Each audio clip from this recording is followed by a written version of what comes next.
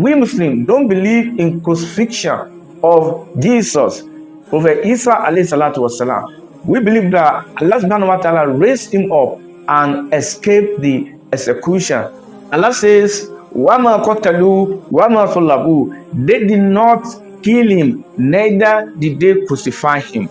Many non-Muslims hate the Prophet Muhammad that he did not lay down his life the way Jesus laid down his life allegedly for the Christians. Yesterday, I said the Prophet Muhammad and his companions were banished to the outskirts of Mecca for 3 years. They suffered sanction and embargo in the hand of the non-Muslim in Arabian Peninsula.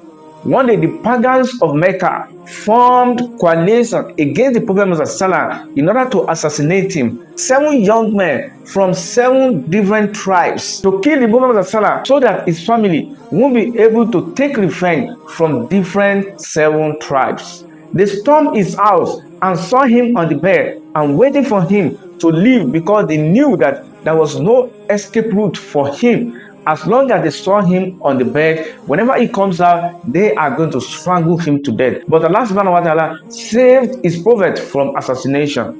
Allah told the Prophet to take sand and recited Quran 36 verse 9 on it. وَجَعَلْنَا مِنْ بَيْنِ أَيْدِيهِمْ سَدًّا وَمِنْ خَلْفِهِمْ سَدًّا فَأَغْشَيْنَاهُمْ فَهُمْ لَا يُبْصِرُونَ. And we have put before them a barrier and behind them a barrier and covered them so they do not see. The Prophet Muhammad walked through them and they did not see him. Let us say, had it been the Prophet was laid down his life for Islam on that day, that would have been the end of Islam in Arabian Peninsula. Honestly, Islam wouldn't have been a complete religion as we have it today.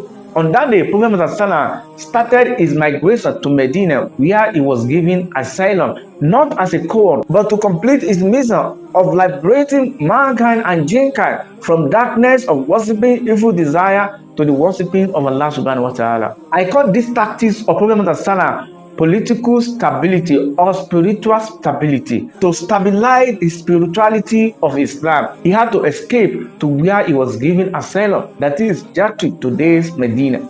If there is political stability, we are going to have continuous development as we have in Singapore today. When Lee Kuan Yew ruled the country for decades, the same thing is happening in Saudi Arabia.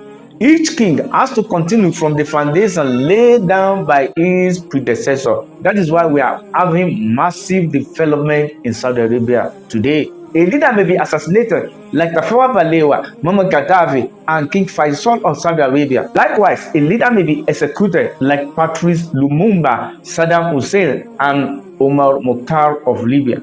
But no leader will lay down his life for his people without any resistance. If a leader has development in his heart, he will protect his life the way Vladimir Putin of Russia is protecting his life today. And Kim Jong-un of North Korea, they are protecting their lives in order for them to have political stability and continue development in their own respective countries. May Allah subhanahu wa ta'ala continue to protect each and every one of us and protect our leaders. Assalamu alaikum wa rahmatullah wa barakatuh.